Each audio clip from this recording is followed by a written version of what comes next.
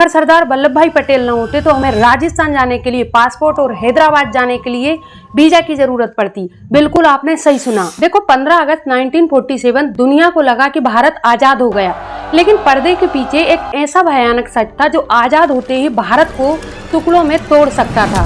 अंग्रेजों ने जाते जाते एक ऐसा टाइम बम छोड़ दिया था जिससे भारत के अंदर ही 565 स्वतंत्र छोटे छोटे देश बन सकते थे। अगर उस समय सरदार पटेल ने अपनी सूझबूझ और फौलादी दिमाग न लगाया होता तो आज हमें राजस्थान जाने के लिए पासपोर्ट और हैदराबाद जाने के लिए वीजा की जरूरत पड़ती। तो कैसे इस बिखरते हुए भारत को एक किया गया और वो कौन सी रियासतें थी जो एक्चुअल में भारत में मिलना ही नहीं चाहती थी? चलो तो इस कहानी को शुरू से समझते हैं। नमस्कार दोस्तों, जब अंग्रेज भारत से जा रहे थे तो उन्होंने एक माइंड गेम खेला और उन्होंने भारत के राजा महाराजाओं के सामने 3 ऑप्शन रखे।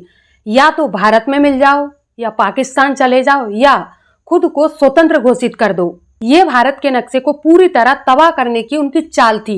लेकिन इस टूटते हुए भारत को जोड़ने की जिम्मेदारी सौंपी गई थी भारत के लौह पुरुष मतलब सरदार वल्लभ भाई पटेल को। उन्होंने राजाओं को प्यार से भी समझाया और जरूरत पड़ने पर ताकत भी दिखाई। लेकिन 3 रियासतें ऐसी थी जिन्होंने भारत की नाक में दम कर दिया था। पहली रियासत थी गुजरात का जूनागढ़।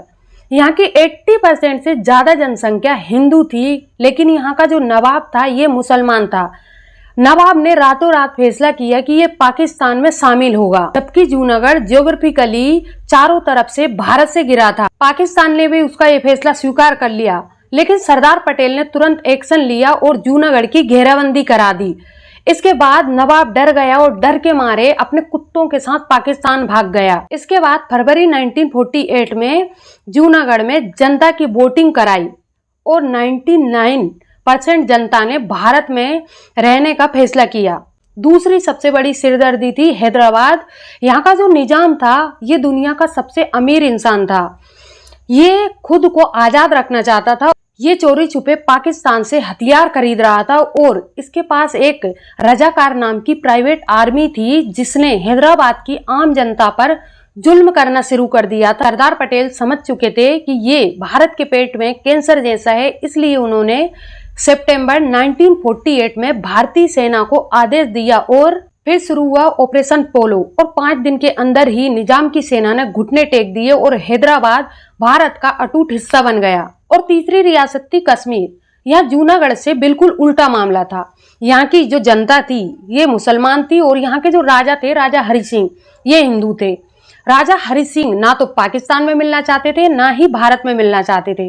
वह स्विट्जरलैंड की तरह कश्मीर को न्यूट्रल रखना चाहते थे। लेकिन अक्टूबर 1947 में कश्मीर ने एक चाल चली और कबीलाई वेश में अपनी सेना से कश्मीर पर आक्रमण करवा दिया। तब हरि सिंह ने भारत से मदद मांगी और भारत ने एक शर्त रख दी कि पहले आप इंस्ट्रूमेंट ऑफ एक्सेशन पर साइन करो।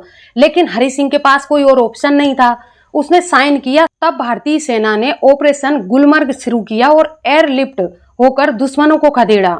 इन 3 रियासतों के अलावा भोपाल, जोधपुर और त्रावणकोर ने भी शुरुआत में ड्रामे किए, लेकिन सरदार पटेल और उनके सचिव बीपी मेनन की कूटनीति के आगे सबको झुकना पड़ा। सोचो अगर सरदार पटेल ना होते तो भारत का मैप कैसा होता? कमेंट करके जरूर बताओ।